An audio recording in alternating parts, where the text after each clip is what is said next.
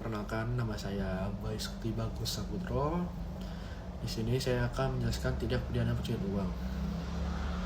Istilah tindak pidana pencucian uang itu disebut juga dengan money laundering.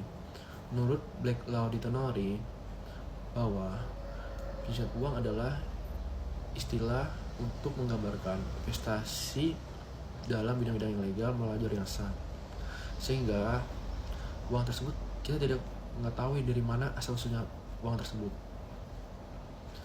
Secara harfiah, istilah pencucian uang itu disebut dengan pemutih uang, penggalangan uang, atau pembersihan uang dari transaksi yang gelap. Dan kata money dalam makna money laundry itu memiliki arti beragam, seperti dirty money, hot money, dan illicit money. Dan dalam bahasa Indonesia itu bisa disebut juga dengan uang kotor, uang haram, uang panas, dan uang gelap. Dan pencucian uang adalah kegiatan serangkaian yang dilakukan oleh individu atau organisasi terhadap uang haram yang dimana dilakukan dengan tindak pidana dengan maksud untuk menyembunyikan atau menyamarkan asal-usul uang tersebut dari pihak otoritas yang berwenang. Pencucian uang terjadi pada tahun 1920, di mana anggota mafia Amerika Serikat mengakuisisi sebuah laundromat. Mengingat saat itu anggota mafia Serikat itu mendapatkan keuntungan sangat besar dari perjudian, pemerasan, prostitusi, serta menjual alkohol secara ilegal dan narkotika. Dan gimana cara anggota mafia menunjukkan sumber dananya? Ia membeli sebuah perusahaan yang sah, lalu menggabungkan uang haram dengan uang usaha tersebut secara tunai agar tidak diketahui oleh penegak hukum,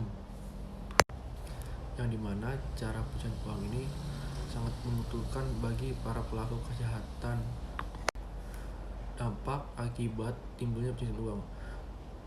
Pencucian uang hakikatnya adalah uang kotor, adalah uang haram, yang sangat merugikan dalam beberapa aspek seperti ekonomi, keamanan, serta sosial.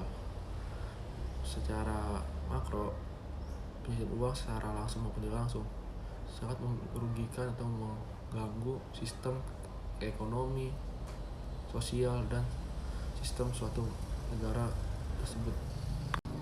Dan faktor penyebab pencucian uang yang masih memiliki kecenderungan menemukan tempat gelap dari negara yang masih memiliki kelemahan regulasi, penegakan hukum, dan tidak sanggupnya penegakan hukum di negara tersebut. Pencucian uang dilakukan untuk menyembunyikan, menyamarkan, atau menghilangkan harta kekayaan sesungguhnya yang berasal dari tindak pidana. Tahap pencucian uang. Pertama, uang hasil tindak pidana ke tahap placement, ke tahap layering, ke tahap integration. Sistem placement. Placement merupakan suatu tahap awal yang dilakukan untuk melakukan pencucian uang, yang dimana uang tunai yang hasil dari tindak pidana dipindahkan ke sistem keuangan. Dan sistem keuangan itu akan dalam berbagai tempat, seperti ke bank, kedua ke jasa keuangan sebagai pemberian kredit atau yang lainnya. Ketiga, menggunakan uang tunai secara paksa ke negara lain. Tahap layering. Uang yang telah dipindahkan ke sistem keuangan melalui tahap layering, kemudian melalui layering yang dimana suatu pelaku berusaha untuk memutuskan sumber uang kejahatan melalui sumbernya. Tahap integration. Tahap akhir pencucian uang, yang dimana upaya menggunakan harta kekayaan tersebut yang telah masuk ke dalam sistem keuangan melalui placement dan layering. Uang yang berasal dari tindak pidana yaitu dirty money yang menjadi uang halal yaitu clean money yang digunakan untuk kegiatan bisnis yang sah atau digunakan kembali untuk kegiatan kejahatan.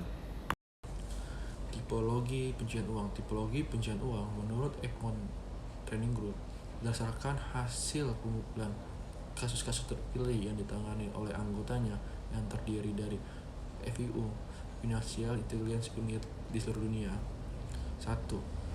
Penggunaan identitas palsu, dokumen palsu, dan perantara. 2. Penyalahgunaan bisnis yang sah. 3. Persembunyian struktur dalam bisnis. 4. Pengeksploitasian masalah yang menyangkut yurisdiksi internasional. 5. Harta kekayaan tanpa nama.